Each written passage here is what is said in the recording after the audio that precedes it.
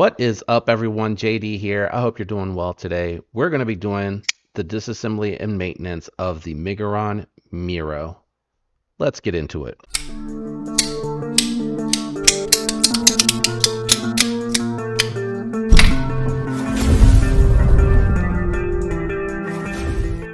All right, so what we're going to be doing today is we're going to go ahead and do the disassembly and maintenance for the Mero. You're going to want a good set of bits. I recommend WeHa bits. Those are linked down in the description along with a good driver for you.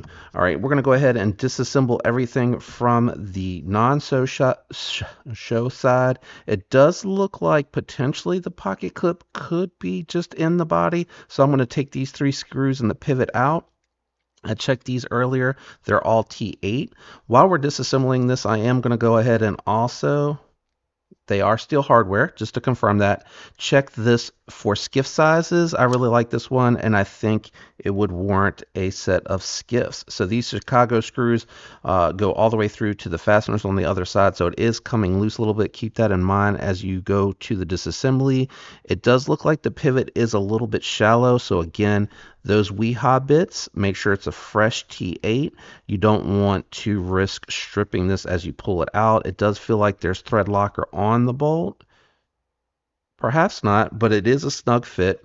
So that should be everything that we need to disassemble the knife, as it comes apart very easily. So there's your disassembly. Everything looks nice and clean in here too. Very good tolerances. We're going to go ahead, as you see here, if you're going to reassemble them without installing the skiffs, you see the closed side is facing the blade, so keep that in mind. I like the fact that it does have a press fit stop pin that does make it very easy for the maintenance. Super clean in the pivot too. We're going to use our skiff tool just to measure this on camera for you guys. It does look like they're the 5mm 1/16, but we'll go ahead and measure to be sure. So 5mm. Let's go ahead and grab this one here. Definitely looks like it is the 1/16 ball. Yeah, so pretty common size. We'll go ahead and grab a set of those really quick. And again, if you're not, just bear with me. We'll be to the other part of this in just a moment. 5mm 1/16 right here. We'll grab a set of these for the install here. Fresh set. I'm down to my last 2, so I will have to order some more here soon. Take this and the skiff tool and set that aside. All right, let's get these off.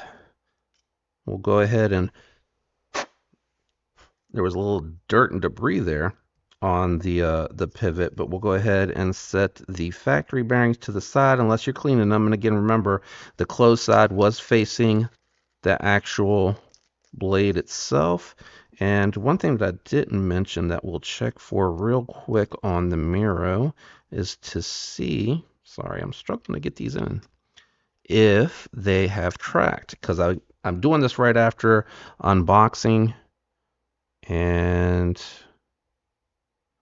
doesn't look like they've tracked. So I'm going to go ahead and just clean them. If it has tracked, I would recommend just taking the washer out and flipping it over. Let me see if I can get this up close enough so you can kind of see what I'm talking about. Losing the washer there.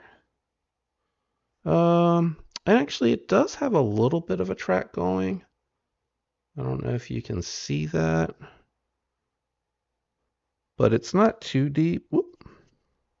Let's see. And it still feels fairly smooth, so I'm just going to go ahead and flip it. While I'm here, I'm just going to clean everything off, make sure everything's nice and dry and clean. Just be careful with that pivot collar so that it doesn't fall out. Actually, I'm just going to back this pivot out here. Oh, as the backspacer falls. And clean the track and everything like that. This is captive. I love the way Miguron does their captive pivots. You can see there it has a big flat spot. That does make it really easy. Actually,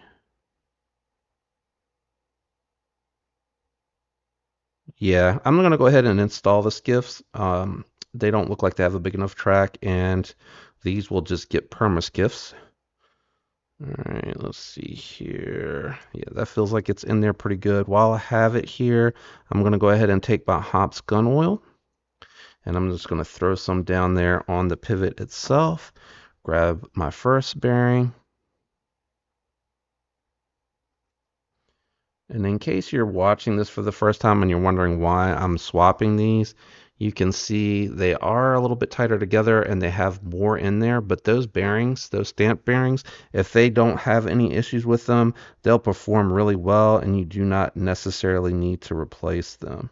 All right, let me go ahead and throw that down. I'm going to go ahead and clean my blade.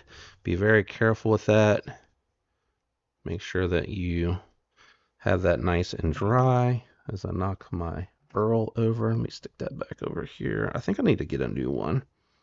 We'll drop that down. I did forget to grab one of my electronic keyboard Q-tips to check. It looks clean, but you know, it doesn't hurt to check all of this to make sure. Yeah, everything looks good. The next thing that I'll do here is I'm just going to put a drop of the hops gun oil right in front of the detemp ball track. So the detemp ball will pick it up, but it won't get on the lock bar. That is why I like to do that. And then I don't know why I put that down. I actually need to lube these balls. Now I can set it down. We should be good with all the lube. We'll go ahead and reinstall our backspacer as well. And then what I'll do here is, reinstall this. I'm just going to coat the back a little bit with some oil. That should give it enough of a suction to where I can flip this and reinstall it without any issues. Then we'll tighten everything, check for blade play, centering, make sure everything, there we go, goes back together smoothly. I'll start with the pivot. Once we get that started, we'll grab our T8 and tighten that down. That feels really snug. The tooling was a little shallow, but it wasn't as bad as I thought it was when I was taking it off. Actually felt like it had some decent depth to it, so I take back what I was saying earlier about the tooling, that it was a little deceptive. The tooling definitely feels really good on the bolts. All right, so I'm just going to check. It feels snug. Snug. Let's check. No blade play. Fall shut action. And I'm still centered. Let me just open it and close it a couple times. And I mean, it's just a night and day difference. It was not dirty, but the bearings going from the factory bearings to the skiffs, just a huge difference in the way that feels in the action. So I'm just going to check really quick. Yeah, it feels good and tight. And that'll break in nicely. So there is your disassembly and maintenance for your Miguron Mero. I hope this helped you guys out there that were checking this one out, or if you have a different Miguron, I do have a Kyrix and a Pegos 2 video out there, as well as the Moriarl. So hopefully those videos will help you if you're looking for that particular model as well. Shout out to everyone out there that likes, uses those links, comments, is subscribed. Shout out to my channel members. You're getting early access to this video. I appreciate all the support. I hope all of you have a fantastic week, and until next time, peace.